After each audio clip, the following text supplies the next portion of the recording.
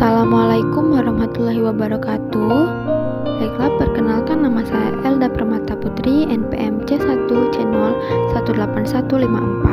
Baiklah, di video kali ini saya akan sedikit membahas materi mengenai liabilities atau kewajiban.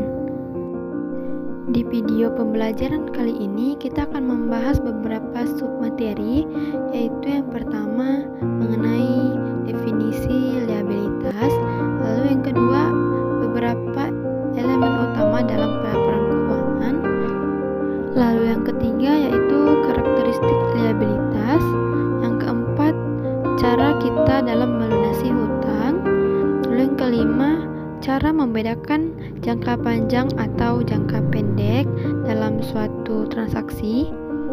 Lalu selanjutnya mengenai contoh liabilitas jangka panjang, lalu mengenai bagian yang termasuk ke dalam liabilitas jangka pendek, lalu mengenai contoh kewajiban lancar, dan yang terakhir mengenai modal.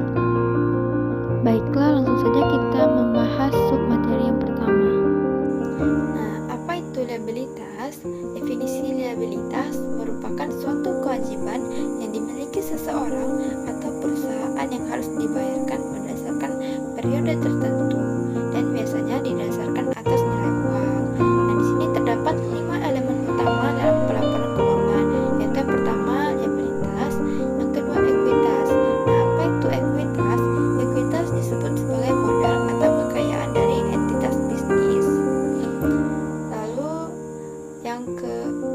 Dengan cara penghitungannya itu aset dikurangi dengan jumlah liabilities.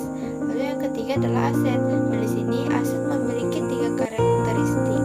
Yang pertama, sumber dayanya yang dikuasai dan dapat dikendalikan. Lalu yang kedua, transaksinya yang berasal dari masa lalu, dan yang ketiga dapat dimanfaatkan di masa yang akan datang. Lalu yang keempat adalah pendapatan, di mana pendapatan ini adalah hasil dari transaksi jual beli barang atau jasa dalam periode tertentu. Dan yang kelima adalah beban. Beban merupakan penurunan manfaat dari aset yang berbentuk kas keluar. Terdapat 3 cara yang kita bisa lakukan dalam melunasi hutang, yaitu yang pertama dengan cash, yaitu kita membayarkan hutang kita dengan uang tunai dengan jumlah yang sama seperti nominal hutang yang kita miliki. Lalu yang kedua yaitu dengan menyerahkan aset kita yang lain. Contohnya yaitu kita bisa memberikan aset kita yang dengan catatan nominalnya sama dengan nominal hutang yang kita miliki. Lalu yang ketiga adalah dengan hutang baru, itu kita membayarkan hutang kita yang lama dengan cara meminjamkan dengan perusahaan atau orang yang lain untuk menutupi hutang kita yang lama tersebut. Nah, di sini kita ketahui bahwa dalam liabilitas itu ada liabilitas jangka panjang dan ada liabilitas jangka pendek. Nah, untuk membedakan jangka panjang dan jangka pendek itu terletak pada berapa jangka waktu kita bisa melunasi hutang tersebut.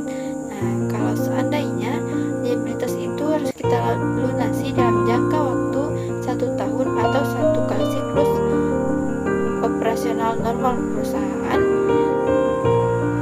Nah, pilihan antara dua ini, 1 tahun kalender tidak sama dengan 1 tahun siklus operasional. Nah, mana yang lebih panjang kalau seandainya perusahaan pesawat terbang 1 siklus operasional pembuatan pesawat terbang itu tidak dalam 12 bulan, tetapi bisa jadi 20 bulan siklus operasionalnya, karena dalam pembuatan pesawat terbang dibutuhkan waktu yang panjang dan lama. Maka dari itu, untuk mengklarifikasinya sebagai jangka panjang atau jangka pendek, dilihat bagaimana siklus operasionalnya. Itu siklus operasionalnya dilihat mulai dari persiapan bahan baku sampai dengan pengerjaan sampai dengan selesai. Nah, karena pesawat terbang ini tidak mungkin dibuat dalam 1 tahun siklus operasional, apalagi seperti kapal siar itu tidak mungkin dalam 1 tahun siklus operasional. Maka perusahaan pembuatan kapal siar menggunakan patokan untuk mengklarifikasinya juga dengan sistem siklus operasional untuk menekankan liabilitas jangka panjang ataupun liabilitas jangka pendeknya. Apabila liabilitasnya lebih dari 1 tahun atau lebih dari 1 siklus normal operasional, maka ia dapat dikatakan sebagai liabilitas jangka panjang. Jadi, apabila perusahaan tersebut belum mampu menunaikan kewajiban jangka panjangnya saat jatuh tempo, maka perusahaan akan mengalami krisis solvabilitas. Nah, di sini terdapat beberapa contoh liabilitas jangka panjang adalah yang pertama hutang bank, yang kedua hutang hipotek, yang ketiga hutang obligasi, yang keempat kredit noveltasi, yang kelima hutang sewa jangka panjang, yang keenam hutang subduarsi, yang ketujuh hutang pemegang saham, yang kedelapan hutang sewa dana.